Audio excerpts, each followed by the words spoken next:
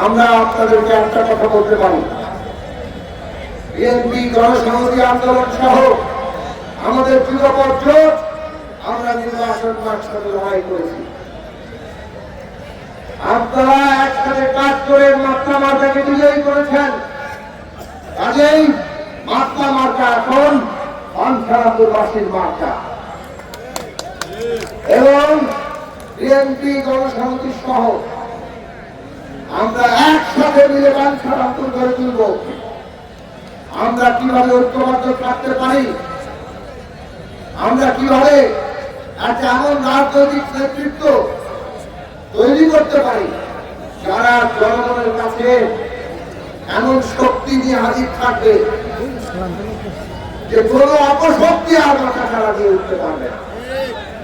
খেয়াল করে দেখেন,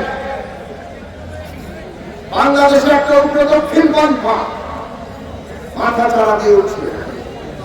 এই উত্তর দক্ষিণ পন্থা দেশের ভালো চায় না।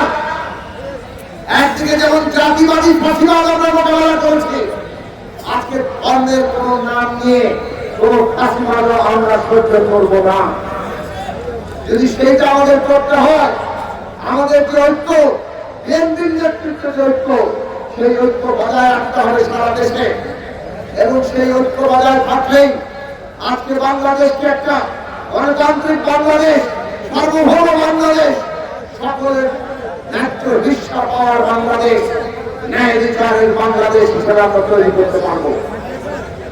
সেই কাজটা আমরা একসাথে করবো। সেই ঋণে আপনারা যেমন আমাকে আবদ্ধ করেছেন, শহীদেরা আমাদের সবাইকে একটা ঋণে আবদ্ধ করেছে। আমরা যা করার জন্য প্রতিশ্রুতি দিয়েছি সেটা আমরা সফলভাবে সবাই মিলে করবো। কাজেই আমরা যেমন আমাদের ঋণ ভুলবো না, আমরা সকলে মিলে আমাদের শহীদের ঋণ যেন আমরা না ভুলি।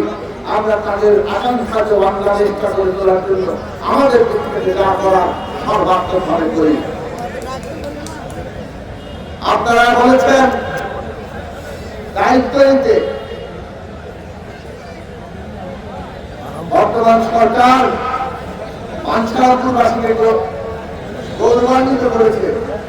অর্থ এবং পরিকল্পনা মন্ত্রণালয়ের মতো গুরুত্বপূর্ণ মন্ত্রণালয়ে বাঞ্ছারামপুরের প্রতিনিধিকে দায়িত্ব দিয়ে সাথে কিন্তু একটা সমস্যা বাড়িয়েছে। এই দুই মন্ত্রণালয়ের দায়িত্ব এত বড় যে আমরা এই কাজ সম্পন্ন করার জন্য অর্থ আর পরিকল্পনা কেবল বাঞ্ছারামপুর জন্য করলে হবে না, সারা দেশের জন্য করতে হবে। কাজেই আমাদের যে কাজের চাপ তৈরি হয়েছে, তার ফলে আপনারা যেভাবে আমাকে প্রত্যাশা করেছিলেন এই বাঞ্ছারামপুরে আপনাদের সাথে মিশে থাকবো, সেটা হয়তো প্রত্যাশার অনুযায়ী সবসময় না পারলে আপনারা আমাকে ক্ষমাসুন্দর দৃষ্টিতে দেখবেন। কিন্তু এইটা মনে রাখবেন, সারা দেশের জনগণের কল্যাণ যেমন আমাদের লক্ষ্য, সর্বক্ষণ বাঞ্ছারামপুরের কল্যাণ, বাঞ্ছারামপুর মানুষের স্বার্থ নিয়ে আমরা চিন্তিত এবং আমাদের কর্মকাণ্ড আমরা চালাবো।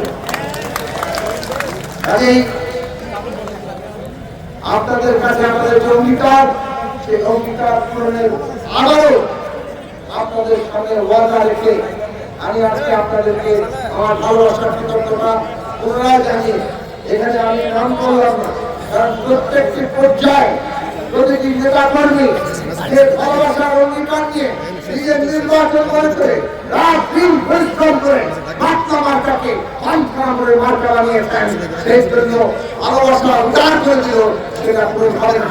সেই কারণে আপনাদের শুধু ভালোবাসার কৃতজ্ঞতা জানাতে চাই, সেটা জানিয়ে আমি আমার বক্তব্য শেষ করছি। আমরা আসুন একসাথে ইফতারের জন্য প্রস্তুত হই এবং ইফতার করে আমরা জায়গায় ফিরে যাই। সবাইকে ধন্যবাদ।